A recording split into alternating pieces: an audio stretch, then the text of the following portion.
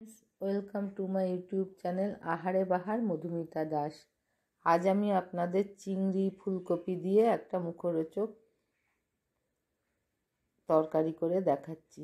এর জন্য আমি নিয়েছি পেঁয়াজ, আদা, রসুন, কিছুটা মটরশুঁটি, আলু, ধনেপাতা, কয়টা গাজরের টুকরো, একটু টক দই নিয়েছি, টমেটো আর ফুলকপি নিয়েছি।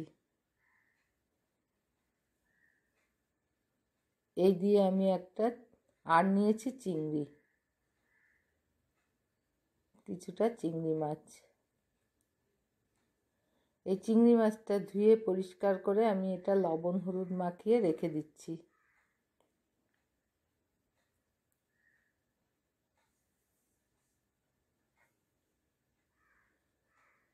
এই লবণ হলুদটা আমি মাখিয়ে চিংড়িটার মধ্যে রেখে দিচ্ছি। সাইড করে 10 মিনিট এটা আমি রেখে দেব।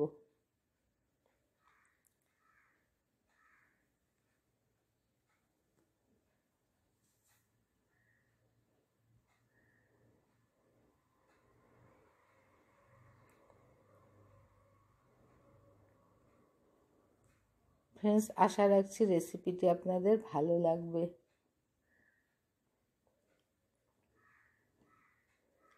এবার আমি পেঁয়াজটা,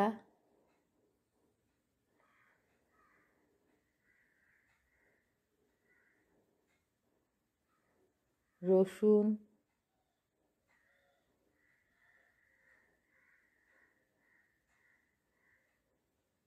ধনেপাতা,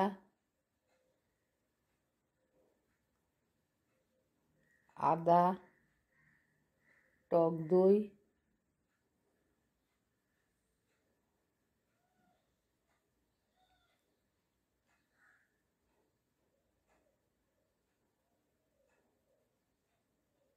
দইটা বাটিটা ধোয়া অল্প জল দিয়ে দিলাম, টমেটো,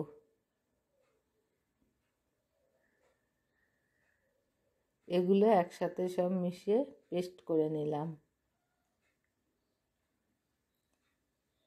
কড়াই বসালাম গ্যাসে, সরষের তেল প্রয়োজন মতো দিয়ে নিলাম।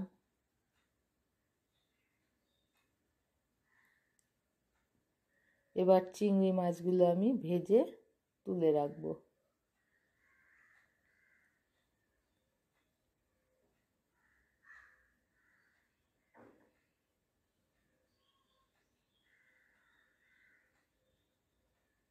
দুই পিঠ উল্টে ভেজে নিচ্ছি।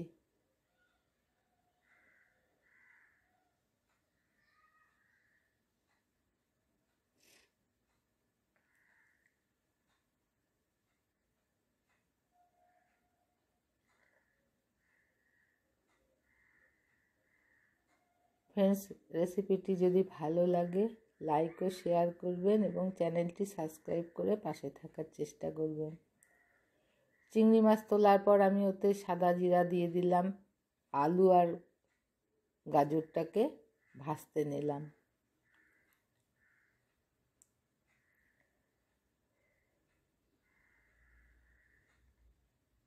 আলু আর গাজরটা একটু ভেজে নিচ্ছি।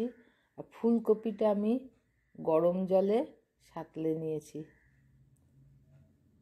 হালকা গরম জলে আমি ওটাকে সাঁতলে নিয়েছি, নাহলে একটা আষ্টা গন্ধ করে ফুলকপি।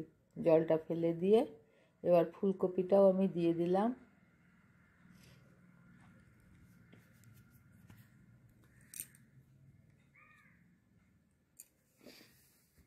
মটরশুঁটিগুলোও দিয়ে দিলাম।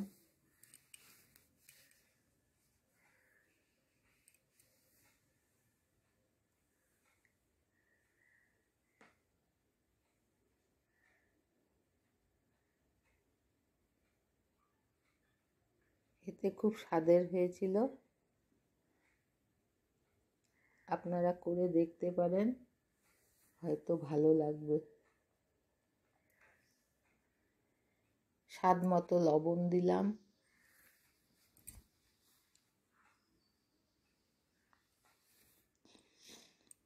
এবার আমি যে পেস্টটা করে নিয়েছিলাম সেটা আমি দিয়ে দিলাম।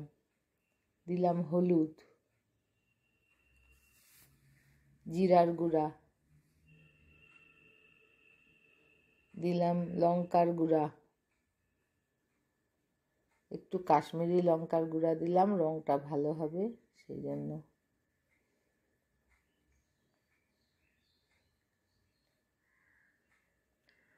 এবার মশলাটা একটু ভাজা ভাজা করে নিচ্ছি।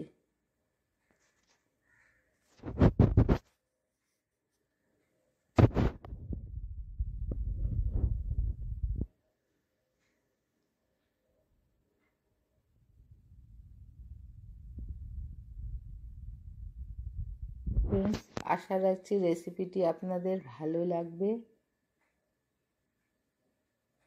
লাইক ও শেয়ার করে চ্যানেলটি সাবস্ক্রাইব করে আমার পাশে থাকার চেষ্টা করবেন।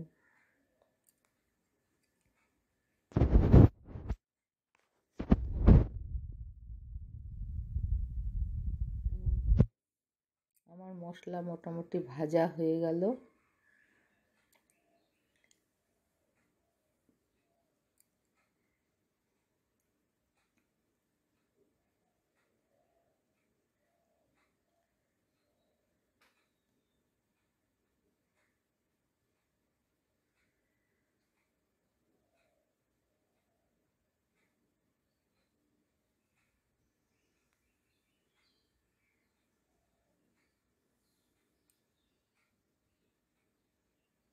এবার আমি গরম জল, যেটা আমি আলাদা আর একটা ওভেনে করে রাখছিলাম, সেই গরম জলটা এর মধ্যে পরিমাণ মতো দিয়ে দিলাম।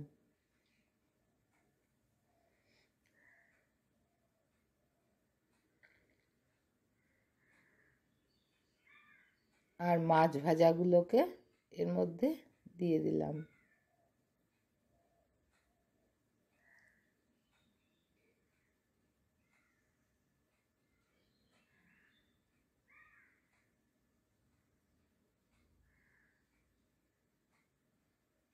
গরম মশলা দিলাম।